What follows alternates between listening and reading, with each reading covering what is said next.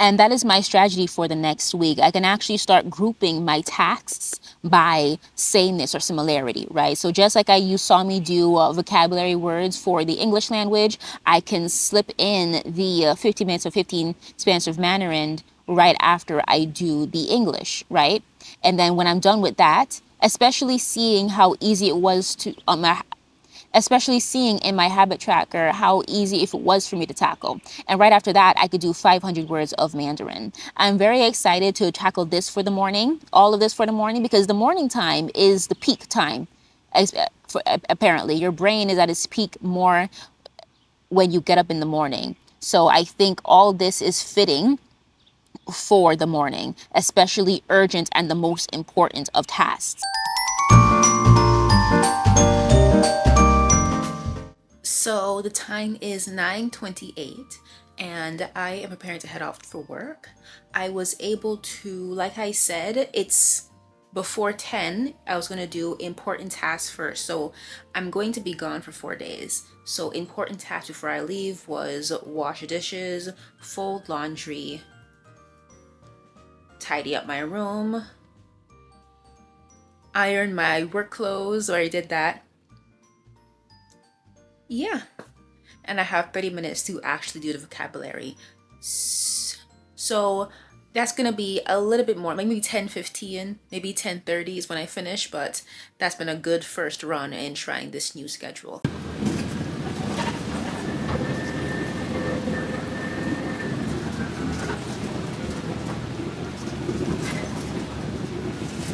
So I'm at the second bus stop, waiting for the second bus to arrive, and I was given the impression that once I get off this bus, there'll be like a slight window before I get on the other bus. Turns out that was wrong. It is 11:25 and the bus doesn't get here until 11:46. So from the time that I got here and the second bus actually arrives for me, it's going to be 30 minutes. So there's a 30 minutes window. Because I did not get to practice vocabulary in the early days of this week, I am making up that time now.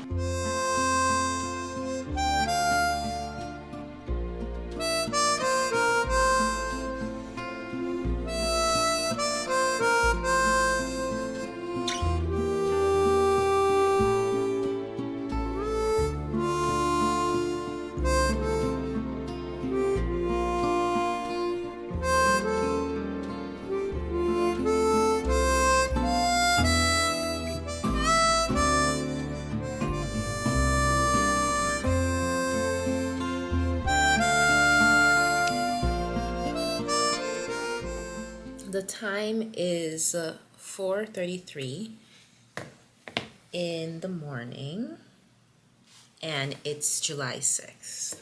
I imagine myself, doing this segment a little bit earlier, but I fell asleep. Yes, I fell asleep with my makeup on. And what I wanted to inform was that yesterday, which I believe was a Saturday, today should be Sunday. Let me see. Domingo. In the afternoon of Saturday, I was very disappointed because I was working and I did have time in the morning to do the schedule, to do the list of goals, but I didn't do it. Instead, I was reading. I think that really, really affected my mood. And that's really all I want to record, that if I don't do what I set myself to do every single day, it will drastically change my mood because I don't feel like I am progressing, because I'm not progressing. What I wanted to do, which I might still do, okay, the game plan, I'm thinking that I will read this out, okay? I'm going to read this out. When I'm done reading it out, I'm going to do the 2 hours of Spanish and Mandarin. Well, sorry, 4 hours because it's 2 hours each.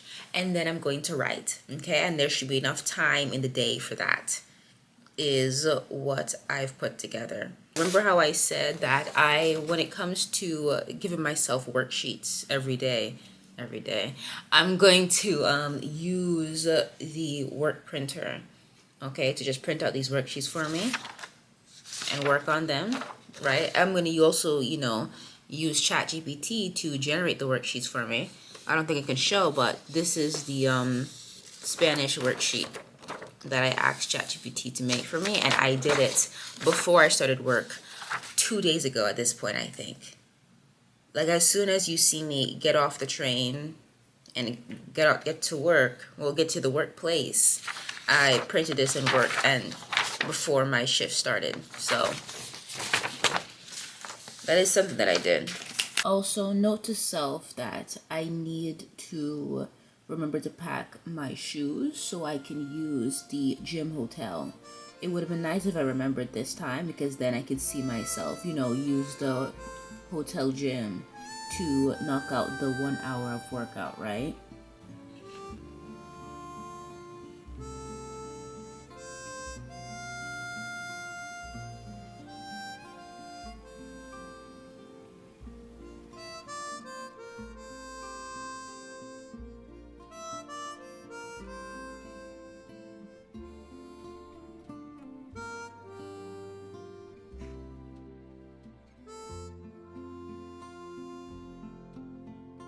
So it is 12:58. It is Monday, a whole new week, and I have been trying to read this out so I can move on to another book, but I have came upon a chapter that is very relevant to what I've been feeling right now. Okay, it is the motivation segment of the book. And basically, the chapter is titled How to Make Yourself Work When You Just Don't Want to. Can you imagine how much less guilt, stress, and frustration you would feel if you could somehow just make yourself do things you don't want to do when you are actually supposed to do them? Not to mention how much happier and more effective you would be. And I have been thinking about that all the time this week, especially on that Saturday where I didn't do anything at all. I felt really, really depressed during work because I know I had the time to do it and I didn't feel like it. So I landed on this chapter at the right time.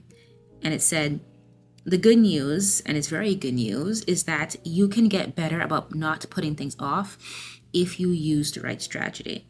Okay? And while I thought the chart that I had yesterday was a strategy, and it was a strategy that was really, really working, right? When I got myself to do it, I was able to do it. But again, it is I'm having trouble with, starting. It's in my head to do it, but I just don't feel like it. And this is what they're telling me. Figuring out which strategy to use depends on why you're procrastinating in the first place. Let's look at the most common reasons for procrastination. Okay. And reason one, they said you're putting something off because you're afraid you'll screw it up. And the solution they put under that is to adopt prevention focus. There are 2 ways to look at any task. And the 2 ways are, you see it as a way to end up better off than you are now, as an achievement or accomplishment. Psychologists call this a promotion focus, and research shows that when you have one, you're motivated by the thought of making gains and work best when you feel eager and optimistic. And the thing is, promotion focus is what I've been trying to do most of the time. At my job, I ran into someone who spoke Spanish, and I knew a little bit of Spanish to communicate with them, but not as much as I liked, not as much as I feel like I should know. And I know how satisfied I would be if I can finally, do sufficient customer service being fluent in Spanish. And it is always upsetting when I run to a person who only speaks Espanol, because I could be more effective, but I can't be. Like, I should be at a point now where I am like completely fluent, I feel, but I'm not. So this is how I use a promotion focus, right? I envision myself as a bilingual person who can do efficient customer service with somebody who speaks Spanish. If you're afraid you'll screw up on the task in question, that is not the focus for you. Anxiety and doubt undermine motivation, leaving you less likely to take any action at all. And I think I've been running into this. I've been running into this when it comes to writing, right? Creative writing. I've been running into this when it comes to learning Spanish. Like I like clench my teeth everything I got when I get something wrong on Duolingo, or when I find how much I get wrong, how much spots there is, in my comprehension skills. It does something to me. So, and I think I avoid throwing myself into things because I do not like the ego death of not being able to wrap my mind around this foreign language. I think that situation is very relevant to what they recommended. Like, don't promotion focus might not always be what works. You have to switch to prevention focus. Okay. And they said that they continue saying what you need is a way of looking at what you have to do that isn't undermined by doubt. Ideally, one that thrives on it. Okay. When you have prevention focus, instead of thinking about how you can end up better off, you see the task as a way to hang on to what you've already got to avoid loss. So the more that I put off learning my languages, the more that I lose, right? I lose vocabulary words. I'm pretty sure on Quizlet, there's like a whole, maybe, there's a whole stack of vocabulary that I've learned, that I was able to memorize. And I'm pretty sure if I revisit it, all is lost. And how I can approach, sitting down there and doing my Spanish learning routines is, let me maintain what I already knew, right? I already had that sense, but maybe if I really take that seriously, I can see some motivation, and I can, right? If I start with prevention focus and I can, maintain the momentum moving into promotion focus, right? Even learning more. Another huge prevention focus. The reason why, remember how I said I wanted to write 300 writing prompts? Okay.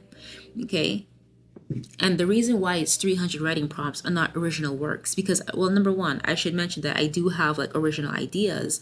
However, because of, my mental health, original ideas was not as bubbling like they used to. And one thing I was really scared of, the writing skills that I do have. I forgot the word. I'm going to say atrophying. I don't think that's the right word, but I'm deeply scared. I'm currently scared of regression in my writing skills. Okay. A regression because I haven't been writing. I'm more scared of that than I am eager for improvement. So in that way, I have been using prevention focus, and I can, now that I'm aware of it, I can really apply prevention focus to why I need to put pen to paper, right? Who cares that I'm not motivated anymore? Who cares that I'm not motivated? Who cares that I'm not feeling the most confident in the kind of story that comes out of me when I'm finished with the piece, right? Who cares if it's not my best piece, right? Right? I am doing this to make sure I don't regress. I am deeply scared of regression, and this is telling me to use that fear to get started instead of waiting for inspiration. And that's really huge for me. Basically, they end the chapter saying, not the chapter, but the section saying, I know this doesn't sound like a barrel of laughs, particularly if you're usually more the promotion-minded type, which I very much am, but there is probably no better way to get over your anxiety about screwing up than to give some serious thought to all the dire consequences of doing nothing at all. Go on, scare the pants off yourself. It feels awful, but it works. Right. Reason two to why I've been procrastinating is you're putting something off because you don't feel like doing it, right? Not feeling like doing it is the exact phrase, exact vocabulary word I have been using throughout this video, right? And basically, what I've annotated in the book is, somewhere along the way, we've all bought into the idea, without consciously realizing it, that to be motivated and effective, we need to feel that we want to take action. We need to be eager to do so. I really don't know why we believe this, but it's 100% nonsense. I really had to think on this for a little bit, because you're doing something because doing is because you feel like it. And this book is suggesting, no, who cares if you feel like it or not? I already grasped what they're saying, but how they continue, which helps me grasp it more, is many of the most prolific artists, writers, and innovators have become so in part of their reliance on work routines that force them to put in a certain number of hours a day, no matter how uninspired. Okay? And they quoted a guy named, an artist called Chuck Close, who says, inspiration is for amateurs. The rest of us just show up and get to work. Okay? If that doesn't change my ways, nothing will. Because this book just called me an amateur because I keep waiting for inspiration. And now inspiration is definitely going out the door, you know? Because during my like depressed streak thinking, why can't I get things done, I said, I forgive myself because I'm not really feeling the inspiration that I used to feel to write. This book just said that's because you're an amateur, actually. That means you're an amateur. And yeah, I can't stand that. My ego can't stand that. So I'm very glad that I started with this. This is exactly what I needed. And now, from now on, I'm on a path to making sure that I'm a true professional, a true master, by not waiting for inspiration, not waiting to feel like it, doing it because it's just what needs to be done. If that is the way of being a fantastic artist, then I'm excited to actually do it. Yeah. Bye-bye.